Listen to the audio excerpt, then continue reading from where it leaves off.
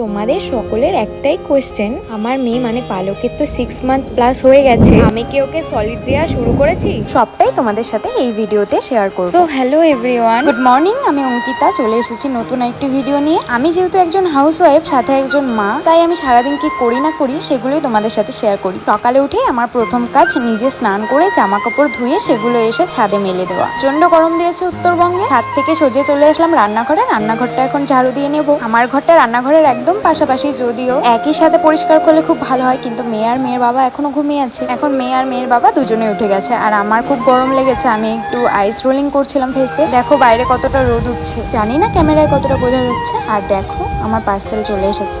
সকাল সকাল পার্সেল আসলে মনটা বেশ খুশি হয়ে যায়। যাই হোক, একটা কাজের জিনিসই অর্ডার করেছিলাম।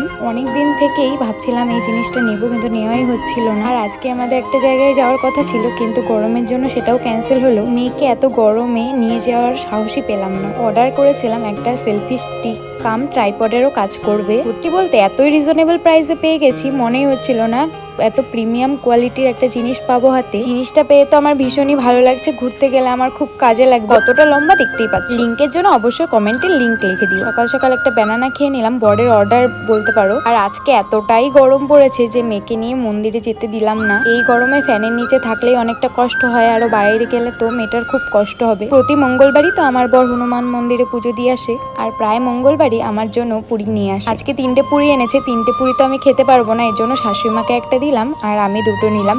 আর এখানে দেখো পুজোর প্রসাদ লাড্ডু, সেটাও একটা নিয়ে নিলাম। বর সকালে ছাতু খাবে, তাই আজকে সকালে অত রান্নার ঝামেলাও নেই। আগের দিন যে লিচুগুলো এনেছিল সেগুলো ফ্রিজে রাখাতে এরকম কালার হয়ে গেছিল, সেগুলো বসে বসে খেলাম। আগের বছর এই সময়টাতে আমি প্রেগনেন্সি পিরিয়ড কাটাচ্ছিলাম, যার জন্য আমি লিচু খেতে পারিনি। প্রেগনেন্সি চলাকালীন নাকি লিচু একদমই খেতে হয় না। আমি ঘুম থেকে ওঠার পরে ওকে স্নান করিয়ে দিলাম। এখনো ঘুমোবে না, অনেকক্ষণ খেলবে। কিছুদিন আগে স্নান করে ঘুমিয়ে পড়তো, এখন আর ঘুমোতে চায় না, তাই ওকে এখন নিচে বিছানা করে দিলাম। আর এখন আমি আমার বিছানার বেড কভারটা চেঞ্জ করে নেব, যেহেতু খুব গরম পড়েছে আর বিছানাপত্র বেশি নোংরা হয়, যার জন্য 2 দিন পর পরই আমি চেঞ্জ করছি। এখন বেডশিটটা চেঞ্জ করার সময় আমি একেবারে খাটটা মুছে নিই। আগের মতো তো আর 2 দিন পর পর ডিপ ক্লিন করতে পারি না ঘর, তাই একটু বেশি নোংরা থাকে। এখন গরম পড়েছে বলে আমার ওয়ার্ড্রপের সব থেকে পুরোনো বেডশিটগুলো এখন আমার কাজে লাগবে। এই গরমে ন্যাতে পুরোনো সুতির বেড কাভারই যেন শান্তি, তাই আর কি পুরোনো একটা বেডশিট পেতে নিলাম, যেটা আমার খুবই পছন্দের। এরই মধ্যে আমার বর চলে এসেছে, আর রান্নাঘরে গিয়ে দেখলাম শাশুড়ি মার রান্না বান্নাও কমপ্লিট। রান্না হয়েছে কুমড়ো শাক, বাঁধাকপির ঘন্ট, মুগের ডাল, আর সাথে ডালের বড়া দিয়ে রসা। সবগুলো আবার রাতের জন্য আলাদা আলাদা করে তুলে রাখা হয়েছে, কেননা বর রাতে আজকে ভাত খাবে বলে। আর নিরামিষের জন্য যতই বলো একটু পাঁপড় ভাজা ছাড়া ভালো লাগে না, তাই একটু লিচু পাঁপড় ভেজে নিচ্ছিলাম।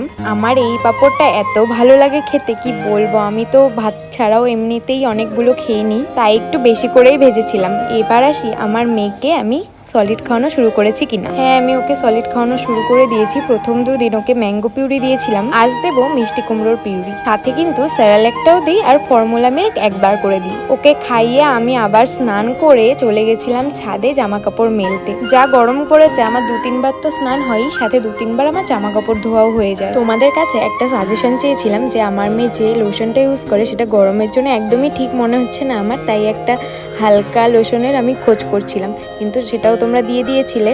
অনেক ভালোবাসা দিয়েছে, সবাই অনেক কমেন্ট করেছে, তার জন্য সবাইকে থ্যাংক ইউ। দুপুরবেলা ঘুমিয়েছিলাম মেয়ে আর আমি, সন্ধ্যেবেলা উঠেছি, উঠে ওকে এখন খাওয়াবো। ওই 7:30-8টা নাগাদ ওকে আমি স্যারালাক দিই, মানে ঘুম থেকে ওঠার পরে। ওকে খাইয়ে চলে গেলাম আমি কিছু খেতে রান্নাঘরে গিয়েই তো আমি প্রথমে ব্যালকনিতে যাই, আর ব্যালকনিতে গিয়ে দেখি ওয়েদারটা মোটামুটি একটু খারাপ করেছে, হয়তো বা বৃষ্টি নামবে। বৃষ্টি নামার খুবই প্রয়োজন, কেননা অত্যাধিক গরম পড়ছে। বড়দের তো কষ্ট হচ্ছেই, সাথে বাচ্চাদেরও ভীষণ কষ্ট হচ্ছে। সন্ধেবেলা কি খাবো ভাবলাম একটা আমি খাই, তো আমটা সুন্দর করে কেটে নিলাম।